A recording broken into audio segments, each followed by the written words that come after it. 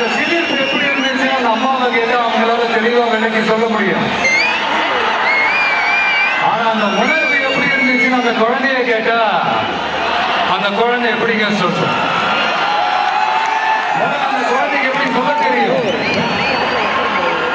குழந்தைகிட்ட எதை கேட்டாலும் பால் வாசம் மாறாத வாயோட மழலை தவிர விளம்பிய சிரிக்க மட்டும்தானே தெரியும். அது உணர்ந்த அந்த சிலிர்ப்ப சிலாகிச்சி வார்த்தையில சொல்றதுக்கு அந்த குழந்தைக்கு தெரியாதுல்ல. அப்படி ஒரு உணர்வோடு தான் இப்ப முன்னாடி நான் நிற்கிறேன்.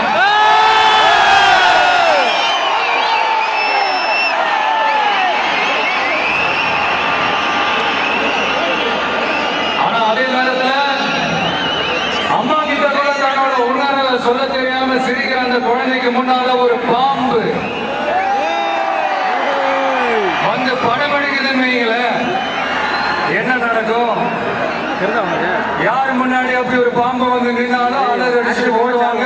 பாம்பை கண்டா பழைய ஒரு பழமொழி இருக்கு. ஆனா அந்த குழந்தை என்ன செய்யும் தெரியுமா? தன்னோட அம்மாவை பார்த்து சிரிச்சு அதே சிரிப்போட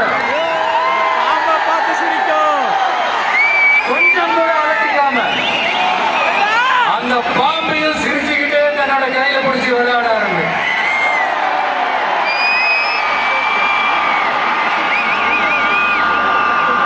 அப்ப அந்த குழந்தைக்கு பாம்பை கண்டா பயம் இல்லையான ஒரு கேள்வியும் வரும். பாச உணர்வு என்னன்னு சொல்ல தெரியாது அந்த குழந்தைக்கு பயம்னா மட்டும் எப்படி சொல்ல தெரியும்?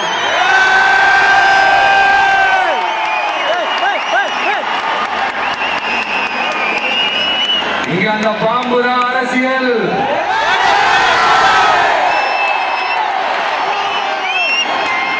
அத கையில பிடி